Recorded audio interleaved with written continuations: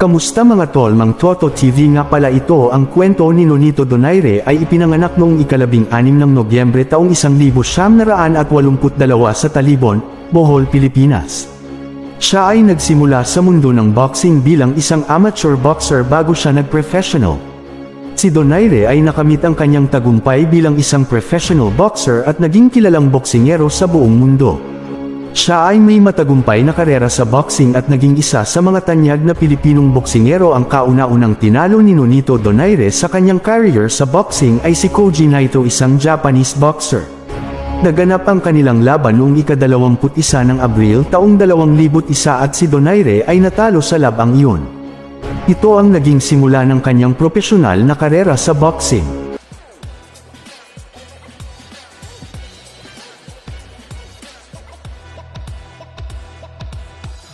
At hindi lang yan mga tol, madami nga po ang nangulat sa sinabi ng middleweight legend at isa sa mga top pound for pound fighters of all time, Bernard Hopkins.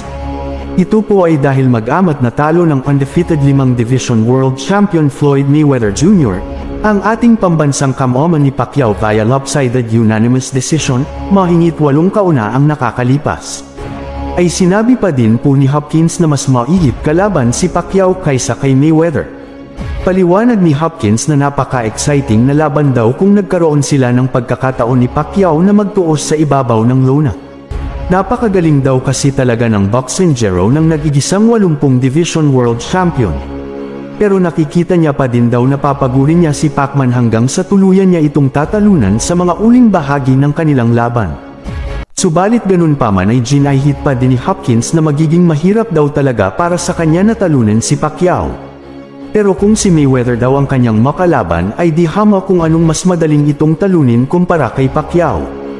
Ayon kay Hopkins ay para sa kanya umano ay si Mayweather daw ang isa sa pinakamadaling kalaban. Ito ay sa dahilan na isang counter-puncher umano si Floyd. Sa alasan daw kasi ay naaantay lang ni Mayweather ang kalaban niya na umatake bago niya ito sitirahin. Maganda naman daw na estilo ang meron si Mayweather kasi mag-aantay lang daw itong magkamali katapos doon na itong mabanat. Subalit lakas doon nga po sinabi ni Hopkins na hindi daw talaga uuber sa kanya yung mga ganitong tipong fighter na katulad kay Mayweather gawa ng meron daw siyang all-around skills.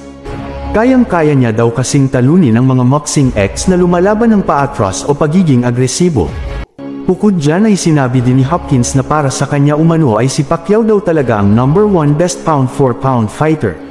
Matatandaan din natin na minsan na sinabi ni Hopkins na mas gugustuhin niya daw makuha ang legasayon ni Pacquiao kesa sa naging legasayon ni Mayweather, talo ang fighter na kasulad kay Enes. Mga tol, hangga dito na lang tayo. Maraming salamat po. God bless you as all.